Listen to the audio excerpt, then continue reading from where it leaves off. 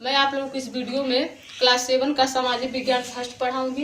Class 7 में first chapter का नाम है हजार वर्षों के दौरान हुए परिवर्तनों की पड़ताल। सबसे पहले हम आप लोगों को ये बता दें कि क्लास 7 में हम लोग जो इतिहास की बुक पढ़े हैं, हमारे अतीत का बुक, वो प्राचीन इतिहास से संबंधित था।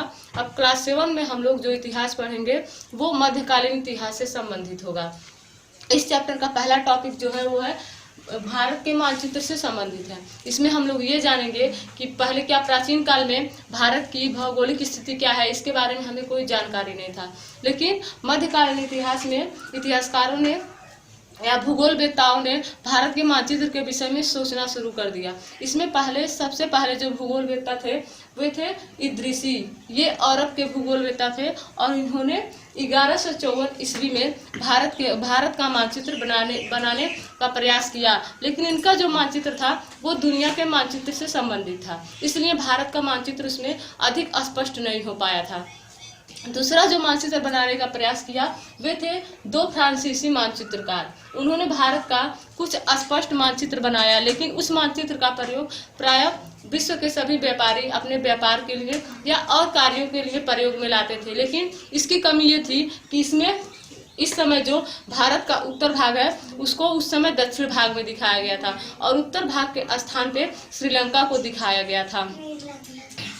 इसके बाद हम लोग पढ़ेंगे इस चैप्टर का दूसरा टॉपिक, जिसका नाम है नई और पुरानी शब्दावली। जैसा कि हम जानते हैं कि किसी भी चीज़ को लिखित रूप में लिखने के लिए हमें शब्दों की जरूरत पड़ती है, और ये जो शब्दावलियाँ मिलती थी हमें वो प्राचीन काल के पांडुलिपियों में, अभिलेखों में।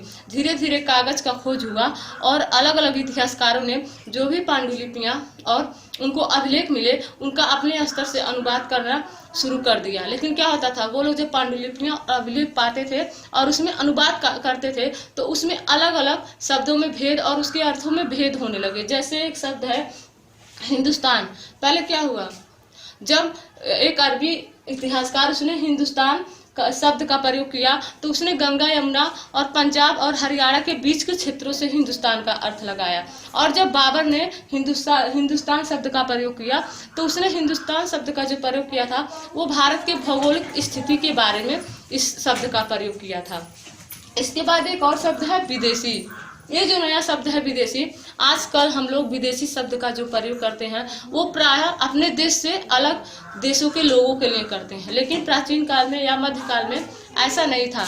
मध्यकाल में विदेशी शब्द का प्रयोग उस व्यक्ति के लिए होता था जो किसी स्थान के व्यक्तियों से अनजान होता था, उनकी संस्कृति का अंग नहीं होता था।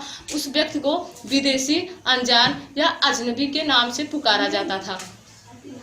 अगला टॉपिक हम लोग का जो है वो है इतिहास और उनके स्रोत। मतलब मध्यकाल में भी इतिहास को जानने के स्रोत उपलब्ध थे, जैसे पांडुलिपियाँ थी, अभिलेख थी और पुरातात्विक साक्ष्य थे।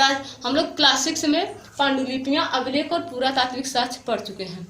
पांडुलिपियाँ वे होती हैं जो पेड़ों के छालों और पत्तों पे हाथ से लिखी जाती है। अभिलेख वे होते हैं जो कठोर चट्टानों पे या कठोर वस्तुओं पे उत्कीर्ण किए जाते थे। और पुरातात्विक साक्ष्यों में मिट्टी के बर्तन, आभूषण, औजार आदि चीजों को सम्मिलित किया जाता है। लेकिन इसमें क्या हुआ, कागज का आविष्कार होने की वजह से मध्यकालीन इतिहास के बारे में हमें अधिक जानकारी लिखित रूप में मिलती है और उनका अनुवाद भी हमें मिलता है। अगला टॉपिक हम लोग का है नए और राजनीतिक समूह।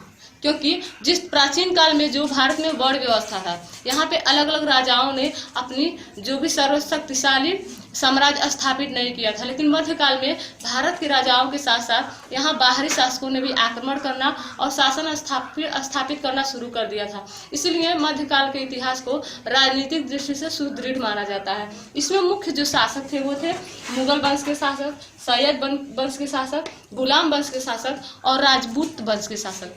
राजपूत वंश के शासक भी भारत में अपना साम्राज्य स्थापित करना चाहते थे और ये जितने भी शासक थे उन्होंने भारत के राजनीतिक और आर्थिक क्षेत्र में काफी विकास किया। आर्थिक क्षेत्र को विकसित करने के लिए अनेक प्रकार के उपकरण जैसे चरखे आदि का प्रयोग मध्यकाल इतिहास में लाया गया। इसके साथ ही साथ युद्ध में आक्रमण के लिए आग्नेयास्त्रों जैसे गोले बारूद का प्रयोग भी मध्यकाल इतिहास में ही किया गया। इसके बाद जो हम लोग का टॉपिक होगा, इसके बाद हम लोग पढ़ेंगे कि इसमें मध्यकाल में राजनीतिक स्थिति और आर्थिक स्थिति के साथ साथ जातिगत स्थितियां भी सामने आई, जिसमें अलग अलग जातियां और उपजाति के लोगों ने अपना एक अलग संगठन और जातीय पंचायत बनाना शुरू किया। इसलिए अलग अलग जाति के लोगों का भी हमें अनेक संगठन राजनीतिक शक्ति के रूप में उभरता हुआ दिखाई देता है। 5वां टॉपिक पढ़ेंगे, क्षेत्र और साम्राज्य। मध्यकालीन इतिहास में या चैप्टर 1 में जो भी क्षेत्र से और साम्राज्य से संबंधित विवरण दिया है, उसमें ये बताया गया है कि मध्यकाल के इतिहास में जो भी साम्राज्यों का विस्तार था वो 2 स्तर में बटा था, केंद्रीय और प्रांतीय। केंद्रों में मुख्य रूप से राजाओं का शासन होता था और प्रांतों में मुख्य रूप से गवर्नर शासन करते थे। राजा अपने कार्य को आसान बनाने के लिए, अपने शासन को सुचारू रूप से चलाने के लिए अपने शासन में आने वाले सभी क्षेत्रों को केंद्रों में बांट देते थे और उसका अधिकारी के रूप में गवर्नर की नियुक्ति करते थे। इसमें एक शब्द और मिलेगा, जैसे आप लोगों को सर्व क्षेत्रीय साम्राज्य। सर्व क्षेत्रीय साम्राज्य का अर्थ होता है सब क्षेत्रों पर एक केंद्रीय शासन स्थापित होना। सब क्षेत्रों पर एक केंद्रीय शासन स्थापित होना सर्व क्षेत्रीय साम्राज्य कहलाता है। उदाहरण के रूप में हम लोग साम्राज्य विस्तार में बलबन के शासन को जान सकते हैं। जैसे बलबन ने बंगाल से लेकर के और अफगानिस्तान तक अपना साम्राज्य विस्तार किया था, क्योंकि मध्यकालीन इतिहास में भारतीय शासकों के साथ साथ अनेक विदेशी शासक भी भारत पे शासन किए हैं और उन दोनों में शासन का साम्राज्य विस्तार करने की होड़ लगी थी और वो एक दूसरे के राज्य को अपने राज्य में मिलाने के लिए हमेशा प्रयास करते रहते थे और आक्रमण करके एक दूसरे को हराते थे और उनका साम्राज्य अपने साम्राज्य में मिला लेते थे। इस पाठ का 6वां जो टॉपिक है वो है पुराने और नए धर्म।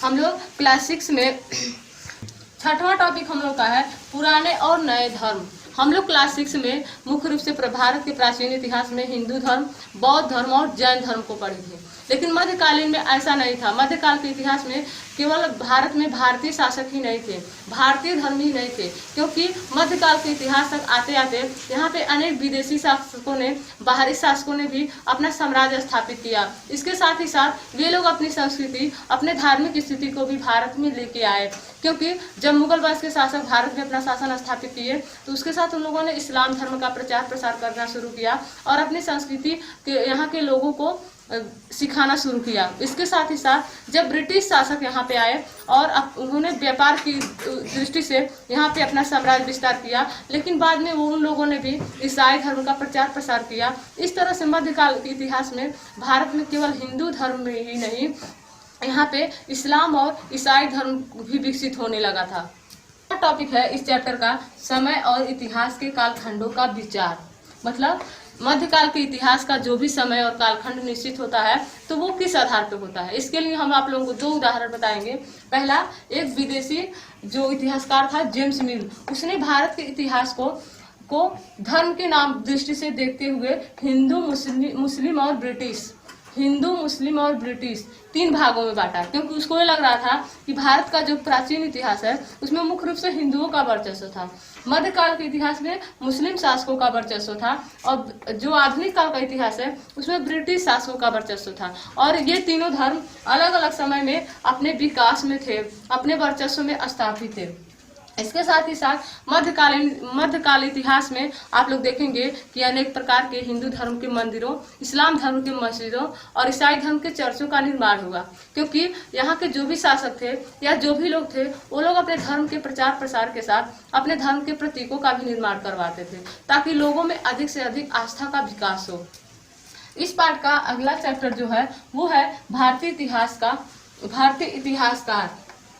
अगला टॉपिक में हम लोग जानेंगे कि जेम्स मिल के अलावा भारतीय इतिहासकारों ने इतिहास के कालखंडों को किस प्रकार बांटा। तो भारतीय इतिहासकारों ने भारत के इतिहास को प्राचीन, मध्यकालीन और आधुनिक इतिहास में, जेम्स मिल ने हिंदू, मुस्लिम और ब्रिटिश, भारतीय इतिहासकारों ने प्राचीन, मध्यकालीन और आधुनिक इतिहास। इस तरह से जो जेम्स मिल ने बांटा है वो धर्म के नाम पर बांटा है और भारतीय इतिहासकारों ने समय के आधार पर भारत के इतिहास को बांटा है। वीडियो समाप्त।